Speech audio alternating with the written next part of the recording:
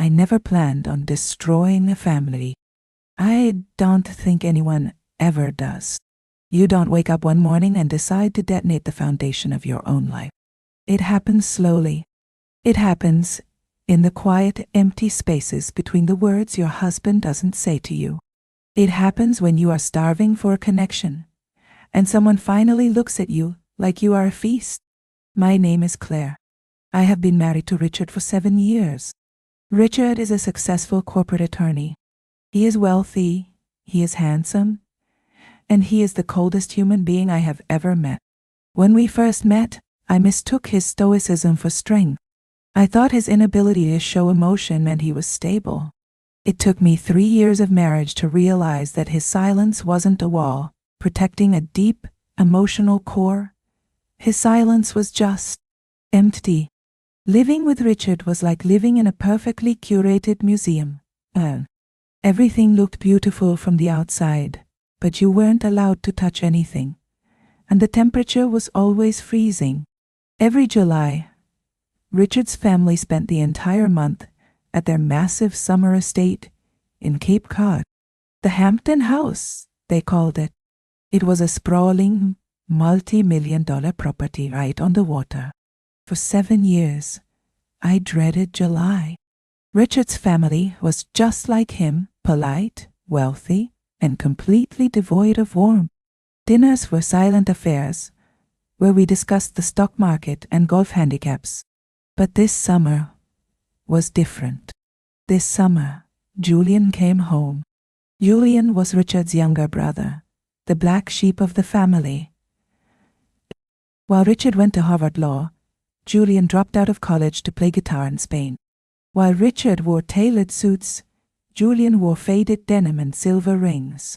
Richard's family rarely spoke of him, usually with a tone of disguised pity. I had only met Julian once, briefly, at our wedding. He had smiled at me, a lopsided, genuine smile, and told me I looked like a painting. Richard had immediately pulled me away.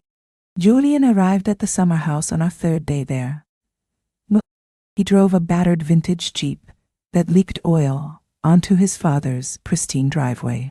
When he walked into the grand foyer, dropping a canvas duffel bag onto the marble floor, the entire house seemed to hold its breath. "Julian," Richard said, his voice flat. "You're late." "Hello to you too, brother," Julian replied, running a hand through his messy sun-bleached hair. Then his eyes landed on me. The polite, bored expression vanished from his face. "Claire, intoxicating? You're still here. Where else would I be?" I asked, trying to force a polite smile. "I don't know," Julian said, his dark eyes locking onto mine with an intensity that made the breath catch in my throat. "Somewhere warm, maybe." That was the beginning of the end. The dynamic in the house shifted immediately.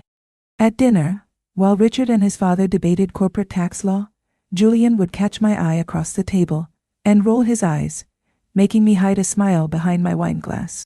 He was loud. He laughed. He played his acoustic guitar on the back porch at midnight. He brought color into a world that was entirely painted in shades of gray. It happened on the 2nd week of July. Richard had gone into the city for a 2-day business trip. His parents had gone to a charity gala, leaving Julian and me alone in the massive, echoing house. I was sitting on the back deck, wrapped in a blanket, watching the dark waves crash against the shore. I had a glass of white wine in my hand, feeling the familiar, hollow ache of loneliness creeping into my chest. The screen door slid open, and Julian stepped out. He was holding 2 mugs of tea. He handed one to me and sat down on the deck chair next to mine. "You look sad," he said bluntly. No polite preamble. No small talk. "I'm just tired," I lied, looking out at the water. "You're always tired when Richard is around," Julian noted quietly. "And you're always staring out at the ocean, like you're waiting for a rescue boat." I turned to look at him. My heart started beating a little faster. Nobody in this family had ever spoken to me with such raw honesty. "You don't know anything about my marriage, Julian." I know my brother, he replied, taking a sip of his tea. Richard doesn't know how to love people, Claire. He only knows how to acquire them. You're just another beautiful asset in his portfolio. A very sad, very lonely asset. Tears stung the back of my eyes. I hated that he could see through me so easily. I hated that this man, who I barely knew, understood the agonizing reality of my daily life better than the man I shared a bed with. Don't do that, I whispered, wiping a stray tear from my cheek. Do what? Make me feel seen. It's cruel. Julian set his mug down on the wooden deck. He leaned forward, closing the physical distance between us. The scent of him, sea salt, cedar, and something inherently warm, washed over me. It's not cruel, Claire, he whispered, his voice rough. What's cruel is letting a woman like you starve to death in a house full of food. He reached out and gently traced the line of my jaw with his thumb. The touch sent a violent shockwave through my entire body. I hadn't been touched with that kind of reverence, that kind of hunger, in years. I should have pulled away. I was a married woman. He was my husband's brother, Gertrude.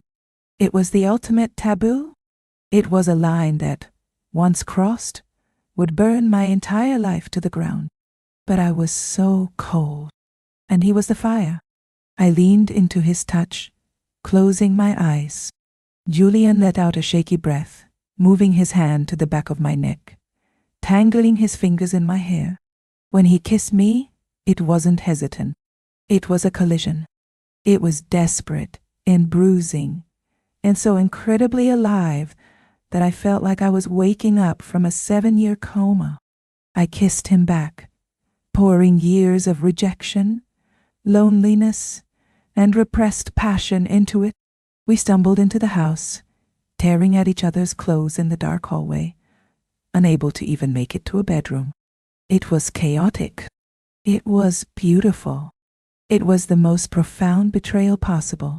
For the next 2 weeks, the summer house became a beautiful, terrifying prison of secrets. When Richard returned, the game began. The adrenaline of the affair was intoxicating. We became masters of deception. While Richard sat in the living room reading the Wall Street Journal, Julian and I would brush hands in the kitchen. When the family took the boat out, Julian would stand behind me at the railing, the wind masking his voice as he whispered exactly what he wanted to do to me later that night. The danger made it addictive, but the emotional connection made it lethal. Julian wasn't just a physical escape. He was my sanctuary. We would sneak out to the beach at 3 a.m. and talk until the sun came up. He told me about his fears, his art, his failures. I told him about the dreams I had buried to become the perfect corporate wife. He listened to me. He worshipped me.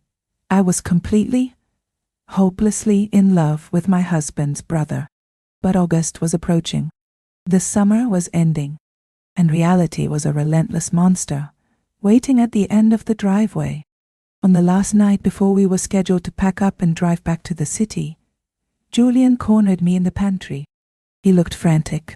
The easygoing artist was gone, replaced by a man on the edge of a cliff.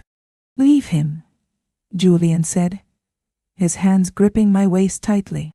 "Don't go back to the city with him tomorrow, Claire. Stay here. Pack your bags, get in my Jeep, and we leave. Tonight. Tonight." My heart hammered against my ribs. "Julian, I can't. You know I can't. He's your brother. Your family will disown you. Richard will destroy us in court. It would be a bloodbath. Let it be a bloodbath," Julian hissed, pressing his forehead against mine. "I don't care about the family money. I don't care about Richard's wrath. I care about you. If you get in that car with him tomorrow, you are choosing to go back to a graveyard. You will die in that marriage, Claire." "It's not that simple," I cried quietly, terrified someone would hear us. "It is exactly that simple," Julian said, his eyes burning with tears. You either choose a miserable, safe lie, or you choose a terrifying, beautiful truth. Choose me, Claire, darling. He kissed me one last time, a hard, desperate kiss that tasted like salt and impending heartbreak. I'll be waiting in the Jeep at 3 a.m. If you're not there, I'll know your answer. He walked out of the pantry, leaving me alone in the dark. That night, I lay in the king-sized bed next to Richard. The air conditioning was humming loudly. Richard was sleeping on his back, perfectly still, his breathing even and calm. He was completely unaware that his wife's heart was tearing itself into pieces right beside him. I looked at the digital clock on the nightstand. It was 2:45 a.m. I sat up. I looked at the walk-in closet where my suitcase was packed. I thought about the luxury penthouse in the city, the security, the respectability, the cold, empty silence that would be my companion for the rest of my life. And then I thought about Julian, the heat, the laughter, the way he made me feel like I was the only breathing thing in a room full of statues. At 2:55 a.m., I slowly pulled the duvet off my leg. I placed my bare feet on the hardwood floor. I didn't take my suitcase. I didn't take the diamond earrings Richard had given me for our anniversary. I just took my purse, walked silently down the grand staircase of the Hampton house, and stepped out into the warm summer night. The driveway was dark, but at the very end of it, the headlights of a battered vintage Jeep flicked on. I started running, and for the first time in 7 years, I felt completely, unapologetically alive.